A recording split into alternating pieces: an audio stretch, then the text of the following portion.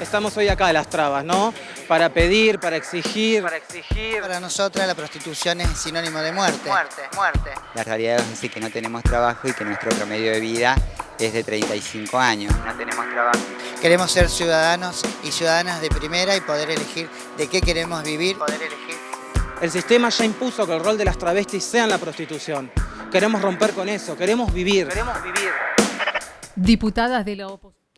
Queremos vivir, escuchábamos una de las últimas frases en este adelanto, en esta apertura que tiene que ver con un hecho histórico para la población trans de la República Argentina, y lo remarco nuevamente, histórico, a través de un decreto. El presidente de la Nación ayer, casi a última hora del día, se conoció la noticia, y esto va a impactar e impacta ya desde este momento de lleno, porque la noticia recorrió un montón de portales, recorrió el país e incluso, ya después vamos a hablar también con Ayelen Oliva, dentro de un contexto internacional, la Argentina marca vanguardia con este decreto histórico. ¿De qué trata el decreto? Justamente, bueno, tenemos una placa como para poder resumir brevemente y que se entienda fácilmente de qué trata este cupo laboral travestis trans para el sector público nacional, reitero, nacional. Un mínimo del 1% de los cargos y contratos será reservado un cupo no menor a ese 1% para contratar a personas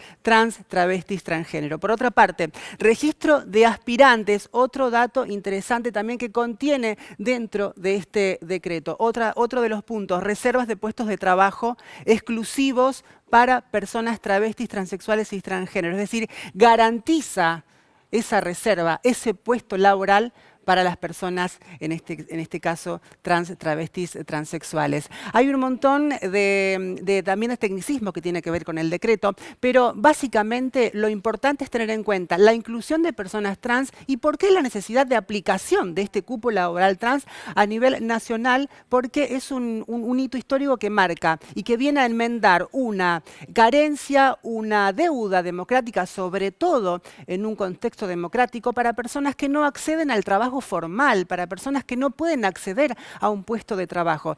La comunidad trans reclamó históricamente poder acceder al ámbito formal de trabajo porque son excluidas desde temprana edad de sus familias, no pueden acceder a un trabajo y entonces son expulsadas a la calle. El primer destino es, lamentablemente, la prostitución, este sistema prostituyente que también tiene toda una coyuntura adversa para un colectivo relegado, un colectivo excluido, y si se entiende el contexto de por qué se necesita este cupo, se va a entender el porqué de la necesidad de aplicación. Tiene que ver con justicia social, claramente también, porque cuando no se da la oportunidad de trabajar a gente que quiere ser útil al país, que quiere servir al país, hay que generar las condiciones, las herramientas, las instancias para que se provoque un cambio. A veces las sociedades necesitan de iniciativas nuevas para enmendar un reclamo, para enmendar un error.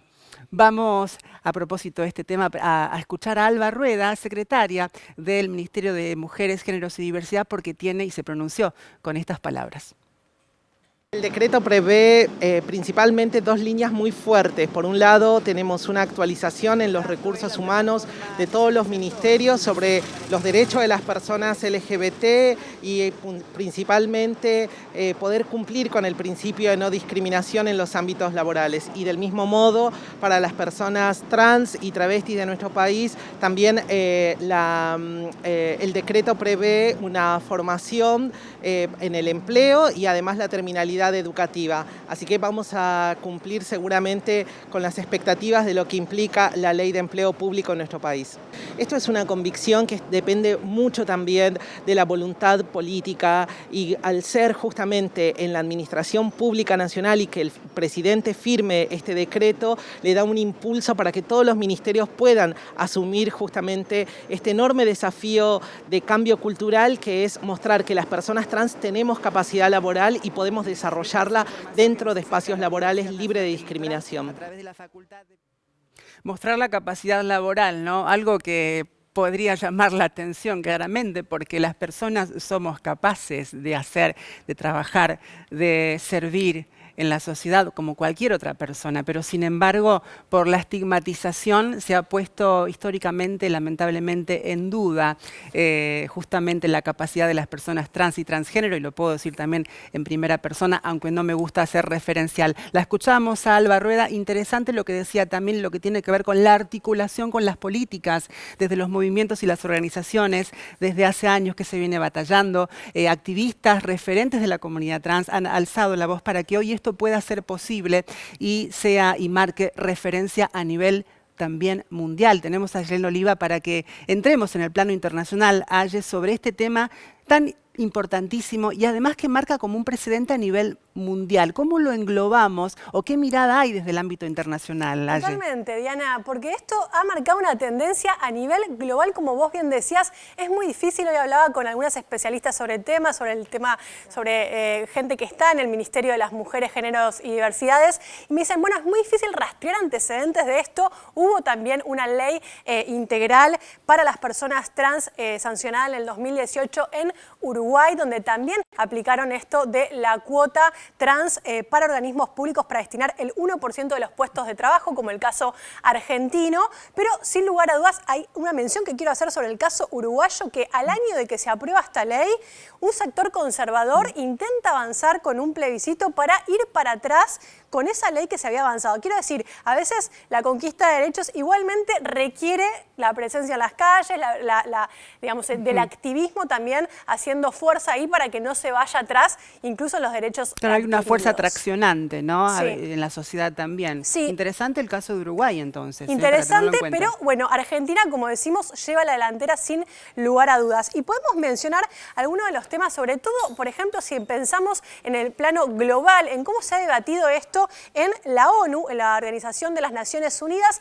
Para que te des una idea, recién en el año 2003 es que se usa la categoría o que se empieza a nombrar como las discriminaciones a las personas transgénero, travestis y transexuales hasta el año 2003. Es decir, no estamos yéndonos muy atrás en la historia para tener en cuenta cuándo empieza a nombrarse. De hecho, recién en el año 2011 es que aparece la primera resolución que da cuenta de la discriminación a las personas trans, y en el año siguiente, en el 2012, es donde se da la primera reunión formal en el marco del Consejo de los Derechos Humanos. 2012, es decir, nosotros estamos hace muy poco, y es que estamos tomando también la delantera en un país sudamericano como Argentina en estos temas. Bueno, hace 8 años justamente también se marcaba un hito en nuestro país por la Ley de Identidad de Género en 2012, que fue una bisagra también incluso a nivel regional allí. Totalmente. Y ahí aparecen, bueno, cuando la ONU da cuenta de cuáles son esas instancias donde hay discriminación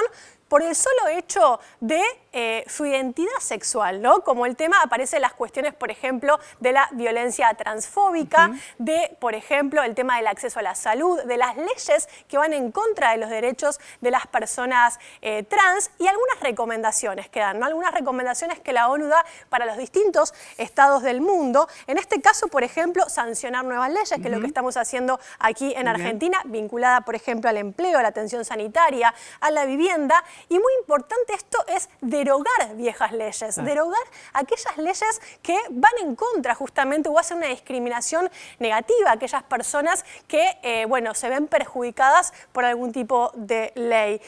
Aparece también el tema del reconocimiento jurídico de la identidad. Esto lo habíamos dicho, de, digamos, que las personas puedan reconocerse sin y evitando cualquier tipo de proceso burocrático, y también el tema de, bueno, reformar clasificaciones médicas, ¿no? Es esto de dejar de decir que las personas transgénero o transexuales tienen un problema de salud mental, lo cual esto con el paso del tiempo nos fuimos dando cuenta que no tiene nada que ver con incluso eso. Dentro de la OMS, la Organización Mundial de la Salud, también se ha suprimido la transexualidad como una enfermedad psiquiátrica, ¿no? Eso también es importante destacarlo. Muy bien, y muchas gracias, Aye. Importante entrar entonces en el contexto internacional y la importancia de la legislación. Justamente hemos marcado vanguardia a nivel país desde aquella ley de matrimonio igualitario, identidad de género, y ahora lo podemos resumir con el cupo laboral trans por decreto para el presidente Alberto Fernández.